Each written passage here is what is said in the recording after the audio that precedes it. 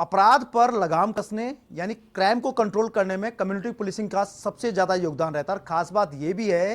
कि प्रधानमंत्री नरेंद्र मोदी जब डीजीआईजी कॉन्फ्रेंस में आए थे, उसी दौरान उन्होंने ग्रामीण अंचलों तक पुलिस की रीच पहुंचने या ग्रामीण अंचलों को पुलिस तक जुड़ाव करने के लिए कम्युनिटी पुलिसिंग के बारे में भी बेहद संवाद किया था। और इसी के चलते खेल से जुड़ी जो गतिविधियां हैं वो एक्टिविटी लागू करना, इसके अलावा कम्युनिटी पुलिसिंग के तहत जितने जो लोग हैं या चाहे ग्रामीण अंचल के लोग हैं, शहरी जो अंचल के लोग हैं, उनको आप पुलिस से जुड़ाव हो सके, इसके लिए सबसे ज्यादा कम्युनिटी पुलिसिंग पर जोर दिया। डीआईजी हमारे साथ पंकज चौधरी जी हैं जो कम्युनिटी पुलिसिंग को लेकर के लीड कर रहे हैं। किस तरह का पूरा राजस्थान के अंदर सिनेरियो बना हुआ है और उसके बाद किस तरह का असर जो दिखता है कम्युनिटी पुलिसिंग के बाद क्राइम को कंट्रोल करने में, तो उसको जानने के लिए हमारे साथ खुद पंकज चौधरी जी से बातचीत करते हैं। सर, सबसे पहले बताइए कम्युनिटी पुलिसिंग का बेस क्या है, ऑब्जेक्ट भी क्या है इसका? देखिए, जो कम्युनिटी पुलिसिंग है एक बहुत ही विस्तृत अवधारणा है। और कम्युनिटी पुलिसिंग में आप जब इसका ऐतिहासिक पृष्ठभूमि देखते हैं तो ये पाते हैं कि दक्षिण भारत के जो राज्य हैं और जब विदेशों में जाते हैं तो कम्युनिटी पुलिसिंग जो है बहुत ही एक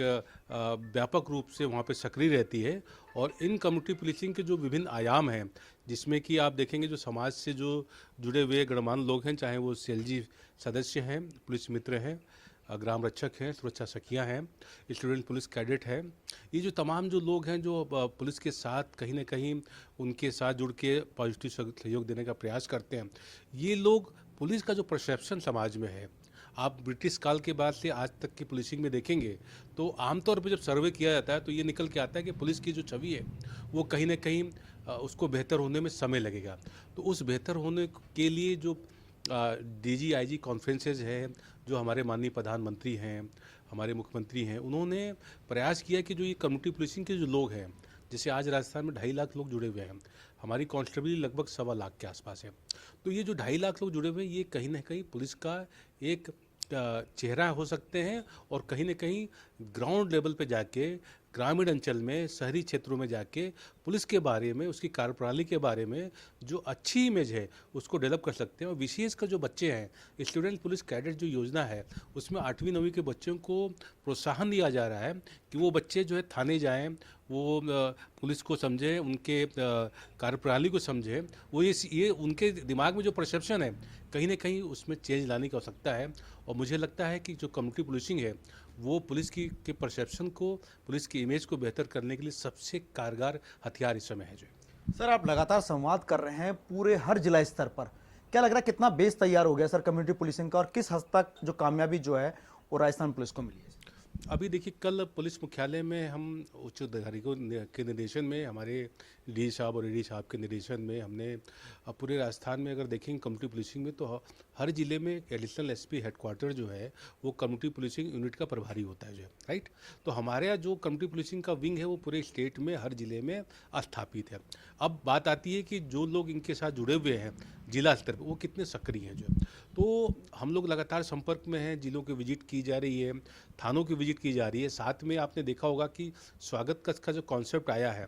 वो हर थाने में स्वागत कक्ष संचालित हो रहा है। स्वागत कक्ष का पर्पज़ है कि जो भी पीड़ित है, असहाय है, गरीब आदमी है, परिवादी है, उसको काउंसिल किया जाए, उसको सुना जाए, उसको एक अच्छा माहौल दिया जाए। उसका जो परसेप्शन है पुलिस के प्रति कि थाने के अंदर जाते हैं तो हमको ठीक से नहीं सुना जाता है, हमारे साथ बदतमीजी की जाती है, हमारे साथ गाली गलौज हो जाता है, हमको सम्मान नहीं मिलता है, इसको दूर करने के लिए पूरे देश में भारत सरकार की जो योजना है उसमें स्वागत कक्ष को बड़ी विशेष प्राथमिकता दी जा रही है। और कम्युनिटी पुलिस में हम लोग लगातार, जैसा कि पिछले कुछ समय से मैं स्वतः ही उच्च अधिकारियों के निर्देशन में मैंने करीब 30 जिलों की विजिट की है और लगभग 70 थानों का पर्सनल निरीक्षण किया है और ये जानने का प्रयास किया है कि जो पुलिस के जो स्वागत कक्ष हैं वहाँ पे पीड़ित के लिए सुनवाई कैसे हो रही है, वहाँ पे जो हमारे टीम बैठती है, जो प्रभारी बैठते हैं वो कैसे सुन रहे हैं, कैसे उनका निस्तारण कर रहे हैं, और हमारे जो परसेप्शन है जनता के बीच में वो किस प्रकार से प्रभावित हो रही है। तो इन सारी चीज़ों को लगातार करने से ये नज़र आ रहा है कि राजस्थान चूँकि एक भारत का सबसे बड़ा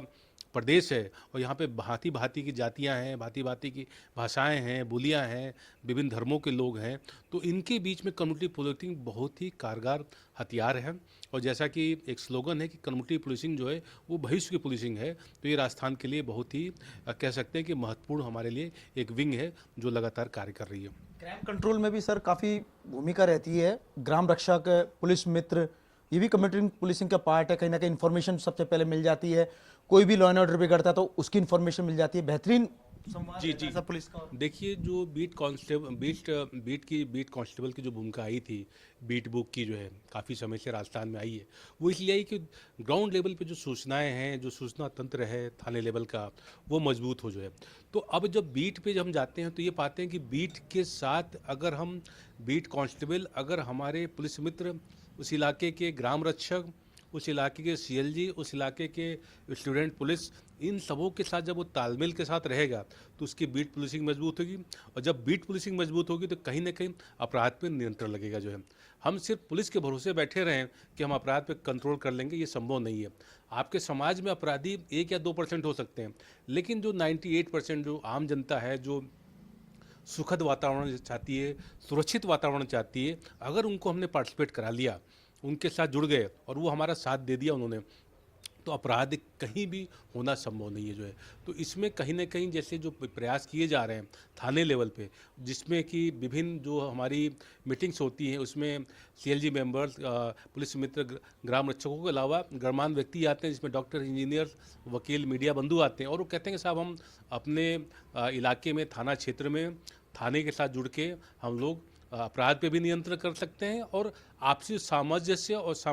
सौहार्द को बढ़ाने के लिए भी हम लोग मदद करते हैं। ये वो लोग हैं जो बिना किसी मानदेय के कहते हैं कि नहीं साहब, हम हमारी इच्छा है कि पुलिस बहुत मजबूती से काम करती है, 24/7 ड्यूटी करती है, तो हम लोग भी चाहते हैं कि अपना जीवन का कुछ क्षण या कुछ घंटा हम इनके साथ प्रतिदिन दें जो है। एक चीज और सर, एक बड़ी बात, अब आपने बोला कि ग्रामीण अंचलों तक जुड़ाव हो जाता है पुलिस का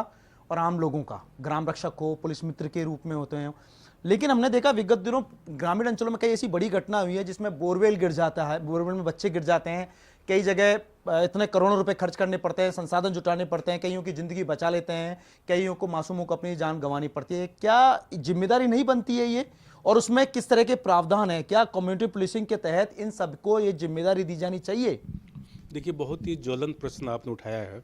बोरवेल का इशू मैं ये कह सकता हूँ कि जब मैं, मेरी पहली पोस्टिंग इसके पहले एलडीआरएफ कमांडेंट की थी, उस समय हम लोगों ने बोरवेल को, हम एक बोरवेल से संबंधित दुर्घटना को हम एक आपदा मानते हैं जो। तो इसमें गाइडलाइंस हमने बहुत रिसर्च करके, हमारे जो एडिशनल एसपी और हमारा जो विंग थी, हमने पूरे प्रदेश में एक सर्वे कराया और उनका फीडबैक लिया, उनसे फिर सुझाव मांगे। उस सुझाव के आधार पे हमने सभी जिला एसपी और कलेक्टर्स को हमने अपने सुझाव भेजे कि जो बोरवेल की घटना है उसमें कैसे बचाव कर सकते हैं। तो ये समझ में आया कि जो लोकल प्रशासन है, चाहे वो पटवारी है, तहसीलदार है, एसडीएम है, और पुलिस की तरफ से देखें तो हमारा कांस्टेबलरी हो गई, हमारा सब इंस्पेक्टर हो गया, इंस्पेक्टर हो गया, ये लोग नज़र रखें बोरवेल पे। जब कोई खुदाई होती है तो जो भी कंपनी उसको खुदाई करती है तो उसमें प्रावधान है, लीगल प्रावधान है कि उसमें बोरवेल खोदते समय सुरक्षा मापदंडों का वो इस्तेमाल करेगा। बोरवेल सक्सेस हो गया तो वो बोरवेल में वो खुला नहीं रखेगा, उसको प्रॉपर तरीके से कवर अप करेगा। बोरवेल सक्सेसफुल नहीं है फिर भी उसको वो कवर अप करेगा, उसको ढकेगा, बंद करेगा। लेकिन देखा जा रहा है दुर्भाग्यपूर्ण तरीके से, जो राजस्थान में कई जिलों में जब ये घटनाएं होती हैं, उसमें दिक्कत क्या होती है कि जब बोर में कोई बच्चा जाल चला जाता है तो एक तो उसकी ज़िंदगी कहीं ना कहीं असमंजस में चल जाती है, और उसके ऊपर जो प्रशासन, जो तंत्र लगता है, पूरा सोसाइटी लगती है, लोग ईश्वर से प्रार्थना करते हैं, हर आदमी के दिल में होता है कि काश बच्चा सुरक्षित निकल जाए, एक भावना उद्वेलित होती है।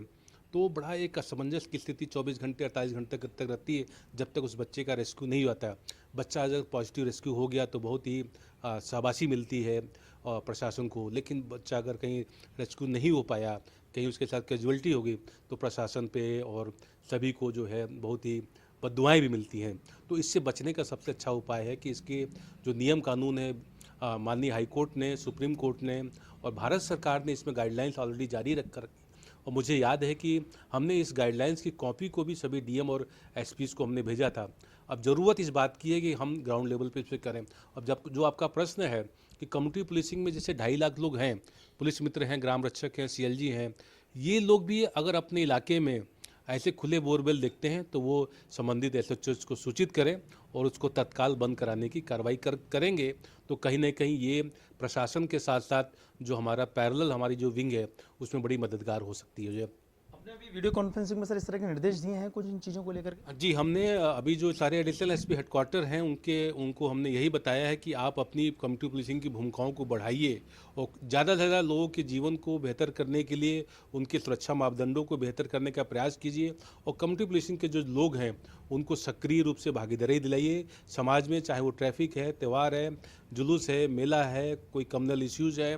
चाहे कोई आपदाएं हैं, उनमें इन लोगों का साथ लीजिए। उसमें बहुत से एक्सपर्टीज होते हैं जो पुलिस में हो सकता है कि किसी कांस्टेबल के पास ना हो, लेकिन एक गणमान्य व्यक्ति या समाज के लोगों के पास कुछ ऐसी प्रतिभाएं होती हैं जिनका हम उपयोग करके जो है कहीं ना कहीं मानव जीवन को सुरक्षित कर सकते हैं जो है। तो बिल्कुल ये थे पंकज चौधरी जी जो बता रहे थे कि लगातार जो है कम्युनिटी पुलिसिंग के बेस को मजबूत बनाने के लिए हर जिला स्तर पर लगातार संवाद किया जा रहा है। भविष्य की पुलिसिंग मानी जाती है कम्युनिटी पुलिसिंग, और देखिए क्राइम कंट्रोल करने में सबसे ज़्यादा भूमिका जो है कम्युनिटी पुलिसिंग की मानी जाती है। कहीं भी अगर लॉ एंड ऑर्डर बिगड़ता है तो वहाँ पर जिनका जुड़ाव, जो चाहे ग्राम रक्षक हो, पुलिस मित्रों का जुड़ाव सीधा पुलिस से होता है। हो सकता है कि कम्युनिटी पुलिसिंग के बेस पर या संवाद करके उस लॉ एंड ऑर्डर को कंट्रोल किया जा सके, और ऐसा होता है। एक सबसे महत्वपूर्ण जो जिम्मेदारी जो है वो कहीं ना कहीं कम्युनिटी पुलिसिंग के तहत अब सभी जिला स्तर पर जो है डीआईजी पंकज चौधरी जी की ओर से निर्देश दिए गए हैं कि जितने जो बोरवेल खुले हुए हैं उन खुले बोरवेलों पर ध्यान रखना जो जिम्मेदारी जो पुलिस की तो बनती है, इसके अलावा जिनका जो सीएलजी मेंबर्स हैं या ग्राम रक्षक है या पुलिस मित्र, उनकी भी जिम्मेदारी बनती है। तो अगर कोई भी बोरवेल खुला मिलता है तो उसकी सूचना सबसे पहले संबंधित थाने को दी जाएगी और संबंधित एजेंसी को इसके लिए पाबंद किया जाएगा। देखना यह है कि इस पूरी कम्युनिटी पुलिसिंग के बेस पे जो जो बिंदु निर्धारित किए हों उसका कितना असर पूरे राजस्थान में देखने को मिलता है और इस तरह के हादसे दोबारा होते हैं या नहीं होते, ये सारी चीजें देखने वाली बात होगी। कैमरा पर्सन दिलीप के साथ यादविंद्र शर्मा, समाचार प्लस, जयपुर।